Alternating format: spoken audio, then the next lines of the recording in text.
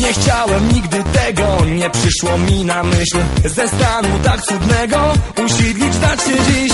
Czy to jest naturalne, by taki ktoś jak ja gotował, prawił, sprzątał, nie chodzić wcale spać? Będę idealnym mężem, siły swe wytężę, by zadowalać się. Śmieci ci wynosił i na rękach nosił. Jestem w stanie nawet przestać pić. Nie do końca.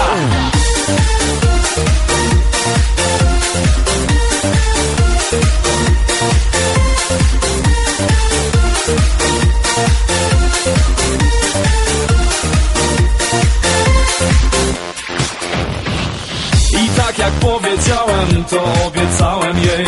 Co dzień usługiwałem, ona kochała mnie. Czy to jest naturalne, by taki ktoś jak ja gotowo prał i sprzątał, nie chodził wcale spać? Będę idealny